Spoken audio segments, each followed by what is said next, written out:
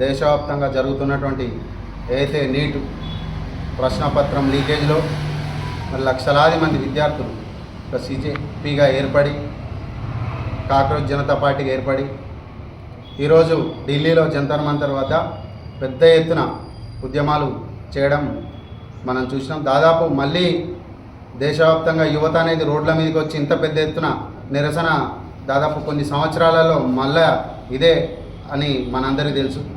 మరి ఈ నిరసనకు కేంద్ర ప్రభుత్వం దిగొచ్చి విద్యాశాఖ మంత్రి బాధ్యత వహిస్తూ రాజీనామా చేయడం జరిగింది. మరి ఈరోజు మరి అదే సంఘటన పైన కేంద్ర ప్రభుత్వం అనుసరించినటువంటి లాఠీ చార్జ్ కావచ్చు, విద్యార్థులపైన వారు చేస్తున్న దమనకాండ నిరసిస్తూ తన 50వ జన్మదినాన్ని జరుపుకోకుండా మరి ధర్మేంద్ర ప్రధాన్ రాజీనామా చేయాలని చెప్పి ఇందిరా పార్క్ వద్ద వేలాది మంది విద్యార్థులతోటి కేటీఆర్ గారు వారికి సంఘీభావం తెలుపుతూ ఇలా పెద్ద ఎత్తున ఆ రోజు ధర్నా చేయడం జరిగింది. మరి తెల్లారే విద్యాశాఖ మంత్రి రాజీనామా చేయడం కూడా జరిగింది. మరి కేటీఆర్ గారికి ఆ రోజు రాష్ట్ర వ్యాప్తంగా విద్యార్థులు యువకులు పెద్ద ఎత్తున వచ్చి సంఘీభావం తెలిపితే ఈరోజు ఆ యువతను రెచ్చగొడుతూ మతాల పేరు మీద ఇంకో పేరు మీద రెచ్చగొడుతూ ఓట్లు దండుకున్నట్టు బీజేపీ నాయకులు జీర్ణించుకోక ఈ యూత్ ఆదరణను చూసి ఓర్వలేక స్థానికంగా కొంత ఏదన్నా గడిబిడి చేయాలి, కొంత అల్లరి క్రియేట్ చేయాలన్నటువంటి ఉద్దేశంతో స్థానిక బీజేపీ నాయకులు క్యాంప్ ఆఫీస్ ముట్టడాన్ని ఏదో ఒకటి క్రియేట్ చేసి ఏదో అసాంఘిక కార్యక్రమాలను చేసుకుంటూ ఒక అల్లరి తయారు చేసే వాతావరణాన్ని సృష్టించడం జరిగింది. ఈరోజు మేము ఒకటే చెప్తా ఉన్నాం బీజేపీ నాయకులకు, నిన్న మాట్లాడిన సోదరులకు కావచ్చు, అంతకుముందు మాట్లాడిన సోదరులకు ఒకటే చెప్తా ఉన్నాం. సిరిసిల్ల అంటే కేటీఆర్, కేటీఆర్ అంటే సిరిసిల్ల. సిరిసిల్లను కేటీఆర్ను వేరు చేయడం మీ తరం కాదు. ఇంకా 50 ఏళ్ళు 100 ఏళ్ళైనా రాసి పెట్టుకోరు బిడ్డ. కేటీఆర్ అనేటాన్ని జీవితంలో ఇక్కడ ఓడిపోడు. మీరు తలకిందుల తపస్సు చేసినా మూడొచ్చి 3 రోజులు తిరిగినా ఇలా కేటీఆర్ గారికి సిరిసిల్లకు ఉన్న బంధం తల్లి కొడుకుల బంధం. ఇలా కేటీఆర్ గారు సిరిసిల్లకి ఏం చేయాలనో అన్నీ చేసిండు. ఒకసారి చూడురి, 10 ఏళ్ళ కింద సిరిసిల్ల ఎట్లుండే, ఇవాళ ఎట్లుండే ఒకసారి చూడండి. అభివృద్ధి అనేది కొట్టొచ్చినట్టుగా అనిపిస్తుంది. ఎవరన్నా దేశంకి వచ్చిన వాళ్ళు 10 ఏళ్ళ కింద ఎట్లుండే ఇప్పుడు ఎట్లుండే అని మీ నాయకులు ఇంటికి పోయాన్ని అడుగురి, అబ్బాయి ఎంత మారింది అనేది కనిపిస్తుంది.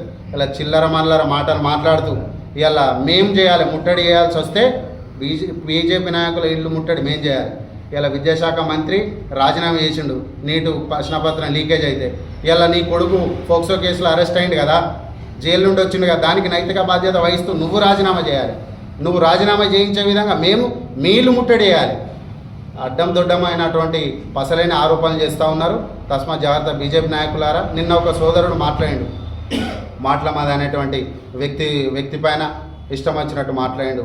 మాకు కూడా నోరుంది, 1కి 10 మాట్లాడతాం, కానీ మాకు ఆ సంస్కృతి మాది అది కాదు. ఆయన మీద చేసినావు కదా నేరల ఘటన పైన కావచ్చు, అందులో ఏదో బేరసారాలు చేసినావు, ఆ కుటుంబాన్ని పోయి అడుగు, వాళ్ళ కుటుంబాలను మాదేం చేసిండో తెలుస్తుంది. ఇలా 10-20 మంది పట్టాలు పోతే అనేక మందికి పట్టాలు ఇప్పించిండు.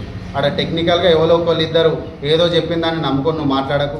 ఇలా బట్టీలన్నావు లీగల్గా అప్పుడున్న అటువంటి అధికారులు మదనటువంటి జైలు వేసేందుకు విశ్వ ప్రయత్నం చేశారు, వాళ్ళతోటే కాలి.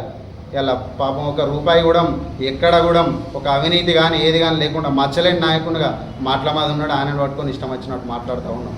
బిడ్డ మొన్నటిదాకా మా క్యాంప్ ఆఫీసులోనే ఉన్నాడు కదా, ఇక్కడ ఉన్న టౌన్ అధ్యక్షుడు మొన్నటిదాకా అక్కడనే ఉన్నాడు కదా, ఏం జరిగిందో ఆయనకు తెలియదా? ఇలా ఇష్టం వచ్చినట్టు మాట్లాడుతూ ఉన్నారు. నోరుకు మీ స్థాయి ఎంతనో తెలుసుకోరు. ఫస్ట్ కేటీఆర్ విమర్శించే స్థాయి అని మీది, మీ స్థాయిని తెలుసుకొని మాట్లాడుర్రి. మేము కూడా స్థాయి మరిచి మాట్లాడితే అనేక రకాలుగా మిమ్మల్ని కూడా ఇబ్బందులు చేస్తామని చెప్పి సందర్భంగా హెచ్చరిస్తూ తస్మా జాగ్రత్త బీజేపీ నాయకులారా, నోరు అదుపులో పెట్టుకోరని చెప్పి సందర్భంగా హెచ్చరిస్తూ ఉన్నాం. పేరిట ఏదో గొప్ప విజయం సాధించినట్టుగా ఒక లేనిపోని ఒక అల్లరి వాతావరణం క్రియేట్ చేసే విషయం ఏదైతే ఉందో దాన్ని పూర్తి స్థాయిలో ఖండిస్తూ ఉన్నాం. ఈరోజు కేటీఆర్ గారి మీద బీజేపీ నాయకులు చేసేటువంటి ఏవైతే విమర్శలు ఏవైతే ఉన్నాయో ఆకాశం మీద ఉమ్మితే అది మీ మీదే పడుతున్నటువంటి విషయాన్ని మీరు మర్చిపోవద్దు. ఈరోజు గతంలో ఉరిసిల్లగా ఉన్నటువంటి సిరిసిల్లను సిరిశాలగా మార్చినటువంటి ఘనత కేటీఆర్ గారిది. అట్లాగే సిరిసిల్ల నియోజకవర్గానికి ఎన్ని రకాల అభివృద్ధి పరంగా ఎన్ని రకాలు చేయాల్సిందో చేసిండు. ఈరోజు కనీసం సిరిసిల్ల డ్రైనేజ్ వ్యవస్థ బాగాలేదు, రోడ్ల మీద నీళ్లు వాడుతూ ఉన్నారు.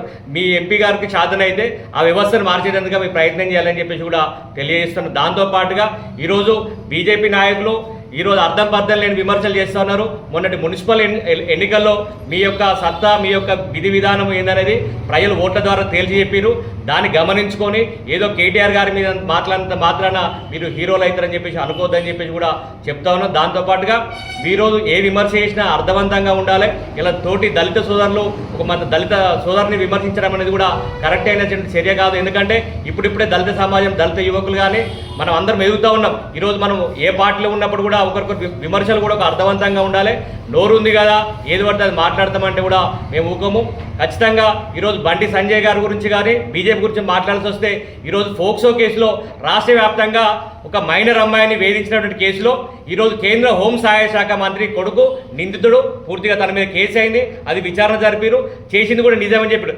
దానికి నైతిక బాధ్యత వహిస్తూ ఇలా రాజీనామా చేయాల్సి వస్తే బండి సంజయ్ చేయాలి. బండి సంజయ్ రాజీనామా చేయకుండా మా మీద లట్టుగాంతో పొట్టుగాంతో మాట్లాడిస్తా అంటే మేము ఊరుకోలేము.